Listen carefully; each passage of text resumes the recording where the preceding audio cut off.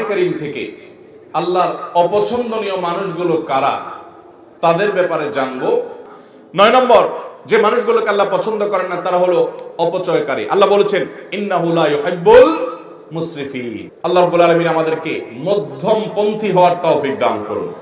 ব্যয়ের ক্ষেত্রে মধ্যম পন্থা অবলম্বন করতে হবে, অপচয় করা যাবে না, অপব্যয় করা যাবে না।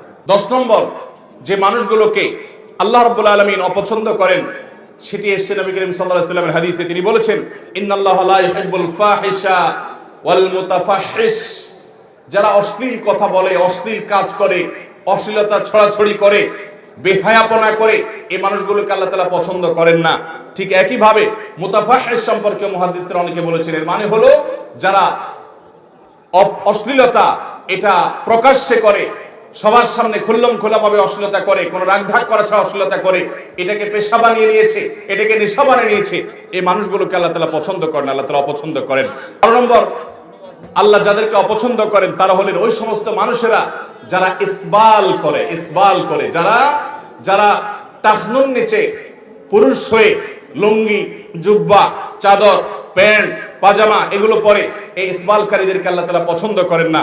এভাবে আল্লাহর অপছন্দনীয় মানুষের তালিকা হাদিসের দিকে যখন তাকাই তখন আমরা আরো অনেক পাই যে কথায় কথায় ঝগড়া করে, অনেক বেশি, তাকে আল্লাহ তাআলা পছন্দ করেন না।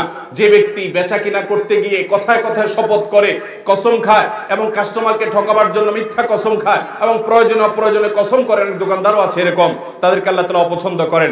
ঠিক একই ভাবে যে ব্যক্তি গরিব হয়ে আবার অহংকার করে আল্লাহ তাআলা তাদেরকে অপছন্দ করেন। যে ব্যক্তি ধনী হয়ে জুলুম করেন তাদেরকে আল্লাহ তাআলা অপছন্দ করেন। যে ব্যক্তি দুনিয়াটা খুব ভালো বোঝে, আখিরাতের কিছুই বোঝে না, এই মার্কালা মানুষ আমাদের সমাজে এখন ভরা, এরা আল্লাহর অপছন্দনীয় মানুষের তালিকায় আছে।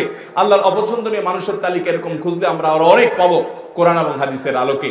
আমরা কোরআন থেকে এবং নবী করিম সাল্লাল্লাহু আলাইহি ওয়াসাল্লামের হাদিস থেকে আল্লাহর অপছন্দনীয়, আল্লাহ যাদেরকে ঘৃণা করেন, অপছন্দ করেন সেই মানুষগুলোর তালিকা জানলাম।